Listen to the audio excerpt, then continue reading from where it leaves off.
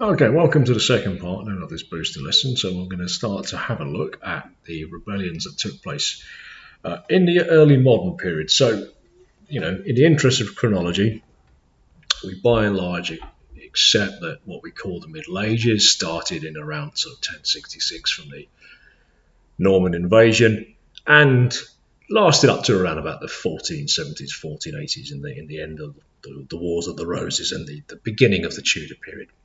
So by contrast, the early modern period, called early modern because this is when we see the sort of first kind of signs of a modern political system, a more modern economy. We begin to see sort of the religion retreat and the advance of science. So this period approximately lasts from 1500 to 1800. So we're going to start off by looking at the Pilgrimage of Grace. Now, what was the Pilgrimage of Grace? You should be able to answer that question.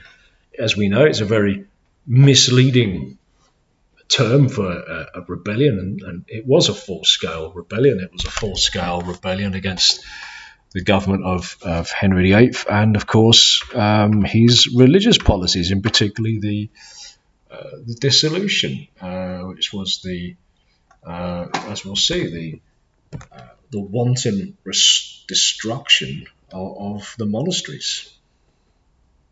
So there were two rebellions, actually, as we'll see. There was an initial rebellion in Lincoln, and that then spread into York. So this was really a northern rebellion, one of many northern rebellions, in fact, in the Tudor period.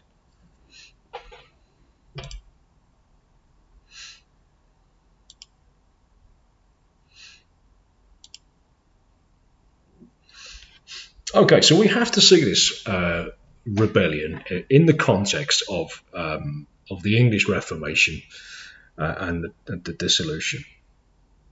So, as we know, the Reformation was got going in Europe. It was based on the teachings of Martin Luther, a German monk, who began to criticize what he perceived to be sort of the corruption in the Catholic Church. and his followers, of course, became known as Protestants because they were protesting against certain Catholic practices. So all of that was going on in Europe. Henry, of course, remained a Catholic to the day he died. But within this wider Reformation, as we know, Henry took control of the church from the Pope over the Pope's refusal to annul his marriage to Catherine of Aragon. So we know that Henry had eyes for Anne Boleyn. He couldn't get the divorce, so he seized control of the church. So this was kind of like, if you will, the Brexit of his time. And he, through the act of supremacy, he confirmed that break from Rome. He declared himself to be the supreme head of the Church of England. Now that gave Henry carte blanche to do what he wanted to do in church matters. Henry, of course, was a big spender. He had a lot of debt, and so he worked out that the monasteries and the church in England, were worth a huge amount of money. They controlled a vast amount of land, and of course, the monasteries themselves were always a reminder of the old ways of religion, of Catholic power. So the dissolution was Henry's policy of dissolving the monasteries, quite literally, brick by brick, demolishing the monasteries and selling off church land for money. And that was what enabled him to build Hampton Court Palace. So a lot of the Pilgrimage of Grace, this rebellion, was very much inspired as a kind of a pushback against Henry's religious policies. Okay, so as I say, so there's two rebellions in the Pilgrimage of Grace. The first one was in Lincoln, and this was caused primarily because the parishioners of St James's Church in the centre of Lincolnshire, there were rumours doing the rounds that one of the King's commissions was on their way to take away all the church's silver plates and all of its, all of its riches. All of the church's wealth was to be confiscated. All churches within a 5-mile area were to be closed, and that monks would be subject to arrest or persecution. And of course, there was probably a lot of truth in these rumours. And, we see economic factors in there as well, that, many rebels were worried about the fact that Henry was going to raise taxes. There was also concerns about bad influences in his government. Certainly Thomas Cromwell, Henry's chief advisor, was seen to be a kind of a corrupting influence in that government. But in the main, the Lincolnshire rebels, of course, were worried about the pace of religious change, the dissolution, the confiscation of the church's wealth. And so that's what, led to them mobilizing. Okay. So, on the 2nd of October, 1536, the Lincoln rebels captured one of the king's commissions and forced him to write a letter to Henry outlining the grievances of the Lincoln rebels. So they drew up a list of demands that became known as the Lincoln Articles, and these were then passed on, sent to Henry. The demands included, of course, as you'd expect, an end to the dissolution of the monasteries, the removal of Thomas Cromwell from the king's government. And in the end, 10,000 men marched to Lincoln to await the king's response. Now, it is at this point that the Lincoln rebels lose their courage. They learned that the king was on his way north with an army, and they lost their nerve.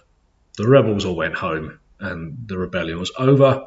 Over 100 death sentences were imposed, and of course Lord Hussey, who was one of the main figureheads of the revolt, was executed for treason. So the Lincoln Rebellion it kind of just, it whimpered out.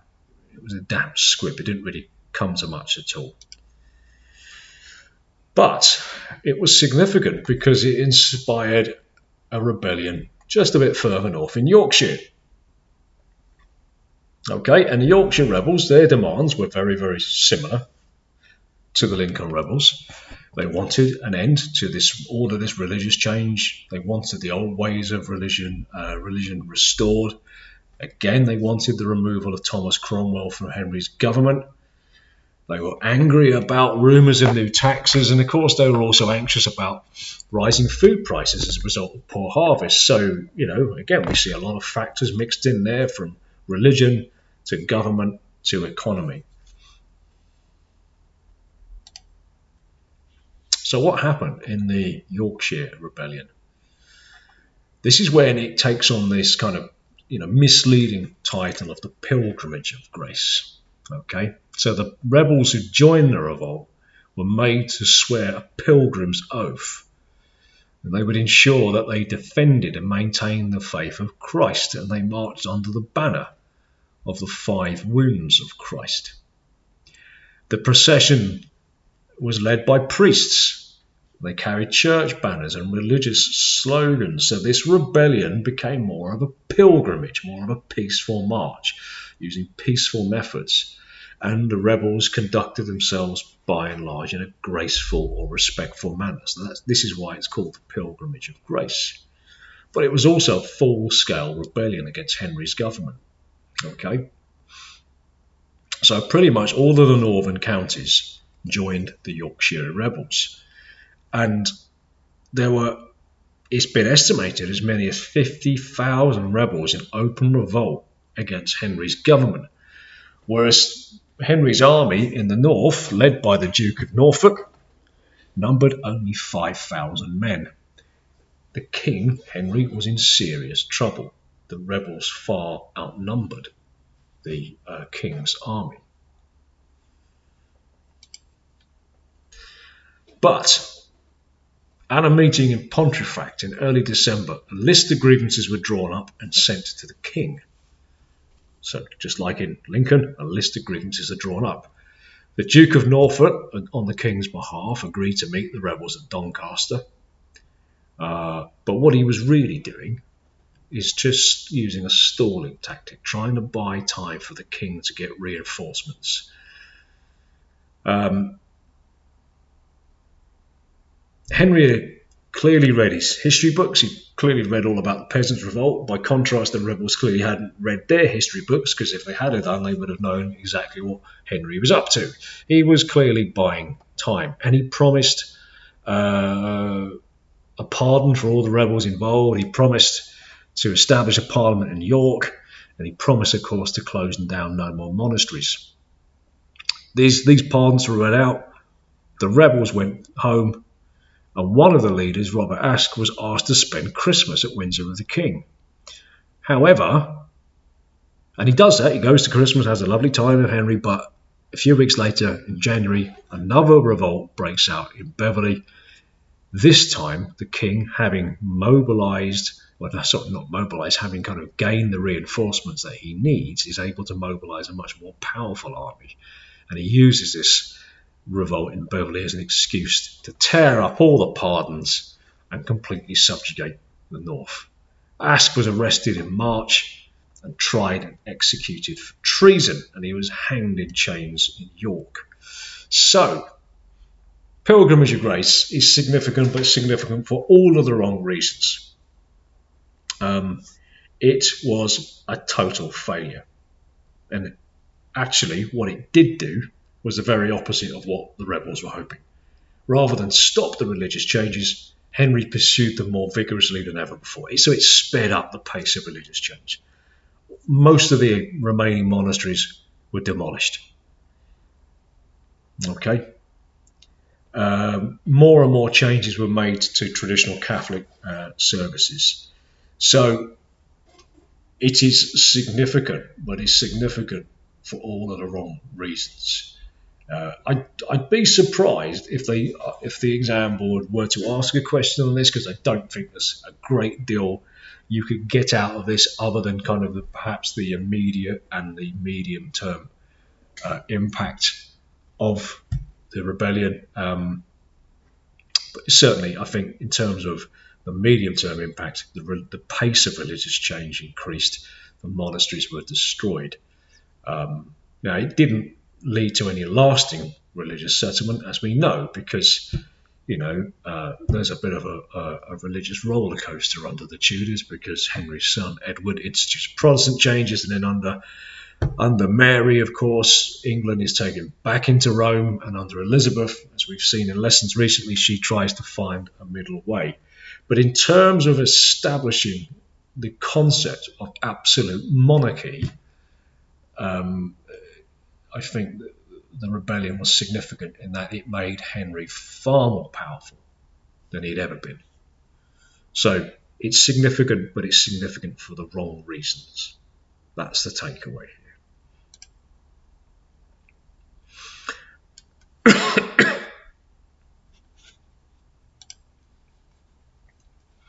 So you might want to have a go at just having a think about an example of a question one here. We know question one is a utility question. Unlike question two from paper 1B, there is only one source, but the technique is the same. We need to think about the provenance, what's useful about that. We need to think about the content of the source, so we need to be able to infer the message of the source, what is useful about that, and of course combining that with our understanding of the historical context. So clearly this woodcut illustration shows Henry, in the wake of the Act of Supremacy, he's using the Pope as a footstool. So I guess the artist is quite critical of Henry's religious policies, that he's disrespected, for want of a better word, the Catholic Church as an institution. Hence why he symbolises using the Pope as a footstool. It shows him, with a Bible in his lap and a sword in his hand. On the one hand, he is a devout Catholic, a defender of the faith, as the Pope declared him. But on the other hand, he's prepared, to use the threat of force in order to push through the pace of religious change that he wants. So it's highly critical, and I think it's useful for the fact that it was, produced by a Catholic, and I think that it's what we can see from this source is the attitudes of Catholics to the kind of the changes that were being instituted in England under Henry VIII. So it is, a contemporary source or a contemporary piece of evidence as to the kind of disquiet and anxiety Catholics felt towards Henry for the religious changes that he was instituting. So that's one to have a think about. It starts off by examining the details of the source and inferring the basic meaning, and then we can get into the higher level thinking as to why that is useful.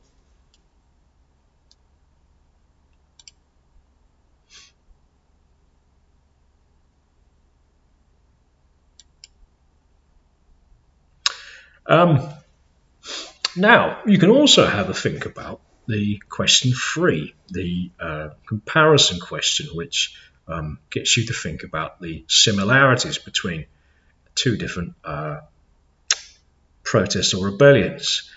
As I've said many times before, the exam board have intimated that as the specification gets older, they may well ask about differences. But it doesn't matter if they do, because the methodology, the technique is exactly the same.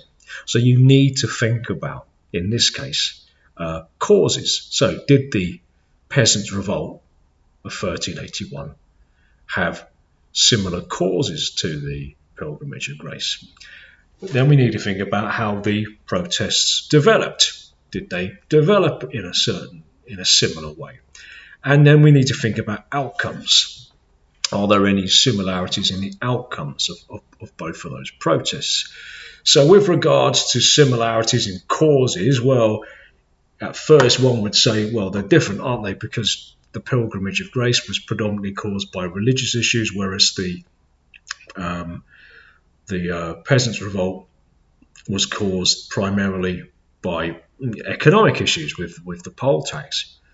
But actually, when you think about it more deeply, there are similarities, because we know the Pilgrimage of Grace was caused by bad government.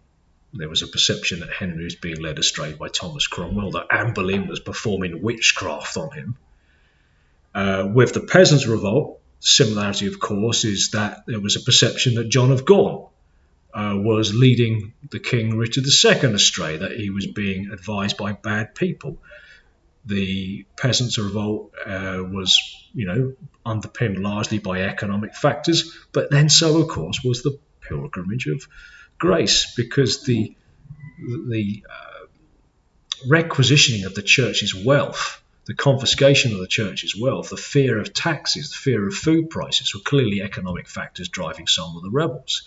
So there are clear similarities in what caused these protests to break out. How they develop, were there any similarities there? I think there are. They're both, particularly the Yorkshire rebels, outnumbered the King's forces, just as the peasants outnumbered Richard's forces when they marched on London. Like Richard II, Henry plays a kind of a delaying game. He promises changes, he pardons all the rebels, they all go home, just as the peasants did in 1381 when Richard promised to meet all their demands. And then Henry has all the ringleaders executed, tried for treason, just as Richard II has all the ringleaders of the Peasants' Revolt, hunted down and executed in the days and weeks following. So clear similarities in how the rebellions developed. With regards to outcomes, again, both rebellions failed. They were both catastrophic failures. Now, obviously, there's a little bit of a difference because the Peasants' Revolt was successful in the longer term. But nevertheless, we've got a similarity, haven't we? That both rebellions were crushed and were a total failure. Okay, so Causes, key developments, outcomes. That is the formula that you should adopt when approaching the comparison question. Even if it's differences, even if they phrase it as differences, you still look at causes, key developments, and outcomes, only this time with a view to how they were different. So you might want to have a go at that question, or at the very least, make a little plan.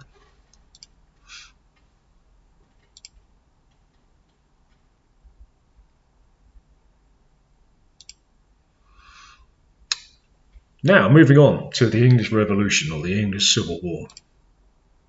Again, so this was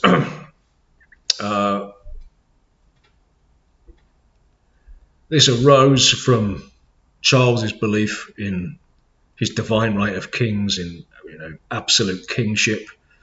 Charles, of course, was a notoriously stubborn king. He dismissed Parliament in 1629, ruled without Parliament for 11 years. There was a suspicion that he was secretly Catholic, because England is now, given Elizabeth's changes and then his father James I's changes, England was now firmly established as a Protestant country. So there was genuine concern that Charles was trying to reverse that and gradually reinstitute Catholicism. And Parliament, by the time Parliament was recalled in 1641, they put a long list of grievances to the king about various different issues of government and economy and taxes. And Charles responded by trying to have the 5 MPs arrested. So we see a range of factors here in terms of government, a rejection of how Charles tried to govern. We see economy. Charles imposed unfair taxes, including ship tax, which was a naval tax that he imposed on the whole country. Religion was obviously still in a factor here because of the suspicion that Charles was Catholic. And we see, I guess, dare I say, ideas. This idea now that Parliament is becoming the rightful decision-making body rather than having all power concentrated in the monarchy.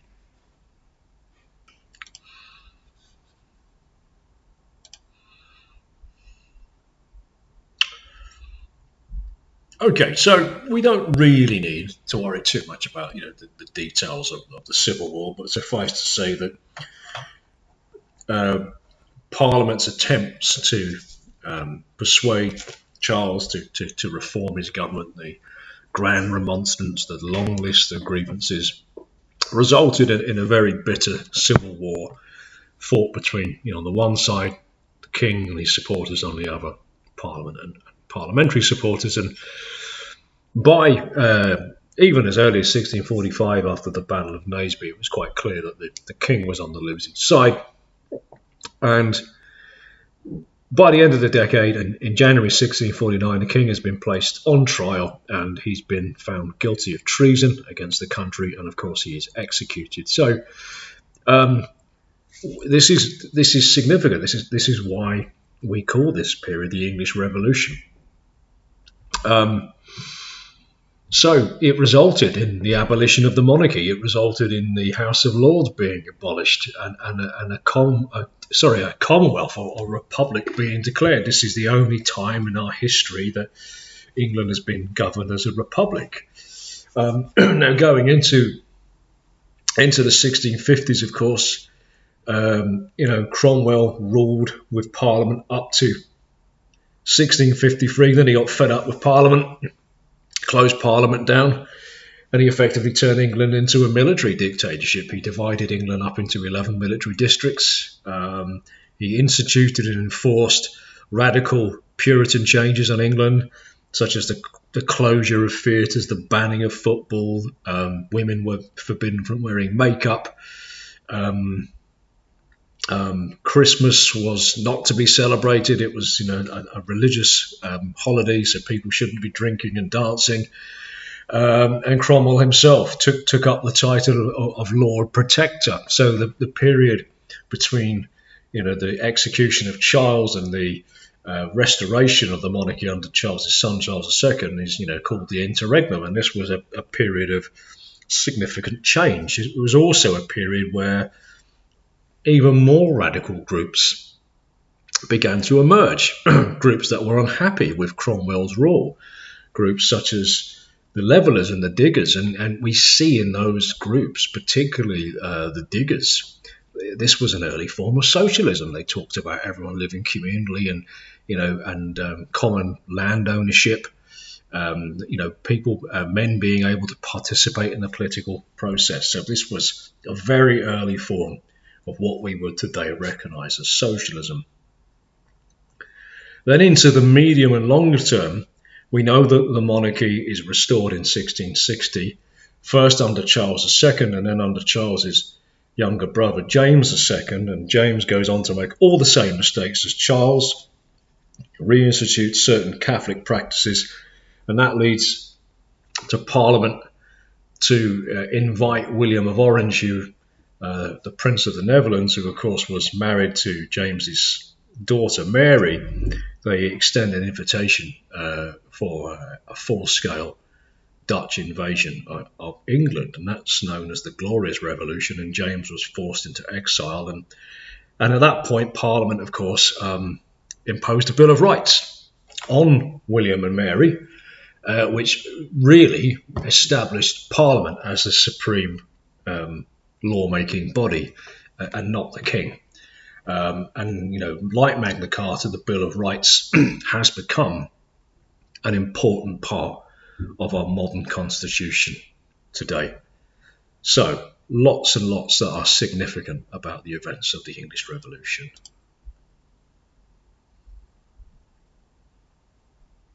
Again, you can have another go at a question 1. So, source A, this is the apotheosis or death of the king. This is held in the National Portrait Gallery, and the engraving was produced actually in 1725, 76 years after the execution of Charles. And the picture shows Charles ascending into heaven. Now, if you don't know what apotheosis means, it means the transformation of man into a god. Clearly, the painter who commissioned this painting, not only was this produced, 76 years after Charles's execution, it is clearly a sympathetic treatment of Charles's execution. And it's a good window into perhaps the attitudes of the English Revolution from those influential figures in the early 18th century. The fact that this was probably seen as a bad thing, and clearly the painting is very sympathetic to Charles. Okay, so that is something. Have a look at that. Look that painting up on the internet and do a deeper dive. Find out a little bit more about the circumstances in which the source was produced, the painter, and that will give you a better handle on determining why the source is useful to historians studying attitudes to Charles I. Therein lies the clue of that question, isn't it? It's attitudes and perceptions. And clearly, as I've already intimated, this painting, I think, paints a very positive image of Charles. You can also have a go at another comparison question, this time comparing the English Revolution of 1649 to the rebellion against King John in 1215 and 1216. So have a think now about how they're similar, because there's big similarities, isn't there? Think again. Stage 1, causes. What is similar about the causes of this rebellion? Stage 2, paragraph 2. Think about the similarities and how these rebellions developed. So we should all know both ended, of course, in full-scale civil war. Stage 3, think about outcomes, okay, and the similarities in outcomes. I've already mentioned the Bill of Rights. I've already mentioned Magna Carta. So lots to think about there. And finally, our last rebellion, of course, is the American Revolution of 1776.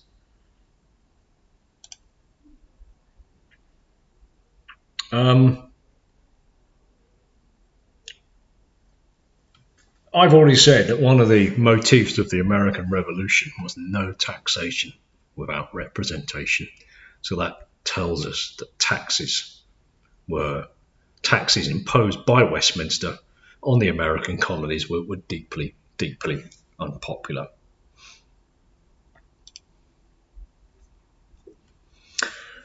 Now, with some examples there. So in 1767, the British introduced more taxes known as the Townshend taxes. And in 1770, there was a riot against these duties or taxes in Boston, and several American protesters were killed by British soldiers, and this became known as the Boston Massacre, and that is what is being depicted in that painting on this slide. Okay, so the British government imposed one tax after another on the American colonies, and that clearly tells us that taxes or economy was a major factor behind the American Revolution. Now, in 1773, they also introduced a new tea duty. A duty, of course, is a tax, and a disturbance broke out once again in Boston when a group of colonists dressed up as Native Americans tipped a cargo of taxed tea into the sea in protest. And this is oftentimes known as the Boston Tea Party. So the British government, based a couple of thousand miles away over the other side of the Atlantic Ocean, passed various different repressive laws to crack down on this, one of which was called the Coercive Acts in 1774. And they closed all the ports in Boston until the cost of the tea was repaid. And these acts also took away some of the democratic rights of Boston's citizens. Now, all of this then results in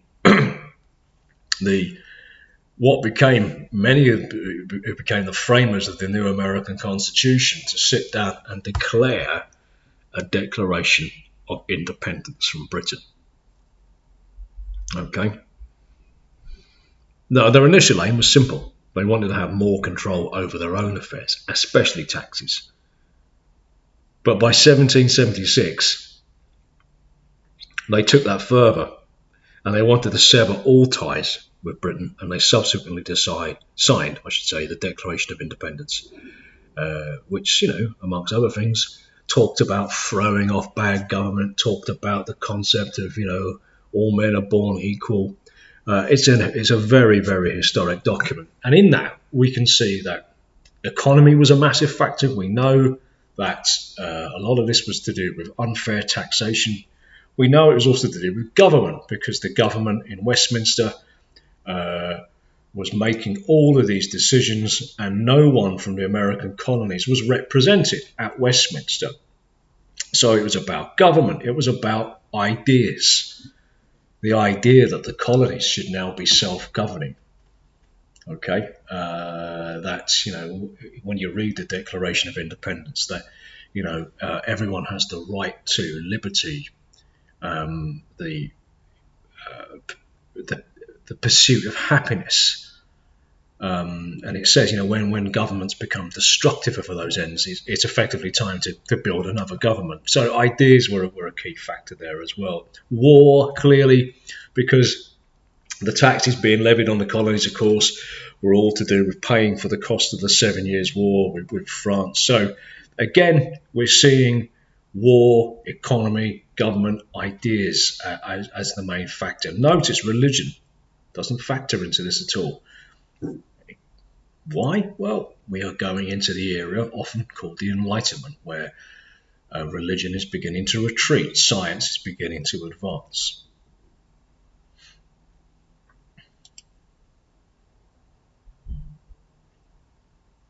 Okay, so the consequences of the American Revolution were quite far-reaching. It led, of course, to a bitter war of independence from the American colonies fighting against their British oppressors. It ended in victory, with no small help from the French, for the Americans at the Battle of Yorktown in 1783.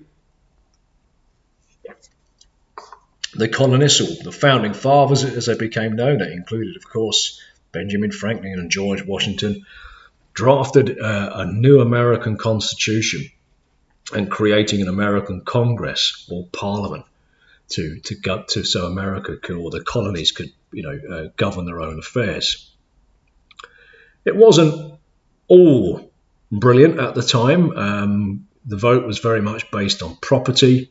They talked about all men being equal, but of course these men were also slave owners, so it perpetuated the system of slave ownership until well into the next century. And it would mean that Britain would, try to establish new colonies, of course, in Australia and New Zealand. But of course, more radical political groups in Britain were inspired by the events of the American Revolution, and that would lead very much into the protests in Britain in the early 1800s, which would eventually, of course, culminate in the Chartist movement.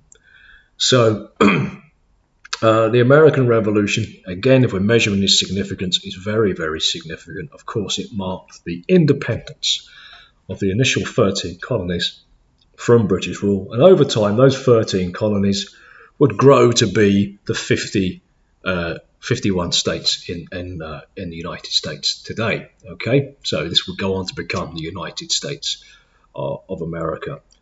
And the American Constitution, one of the most famous constitutions in the world.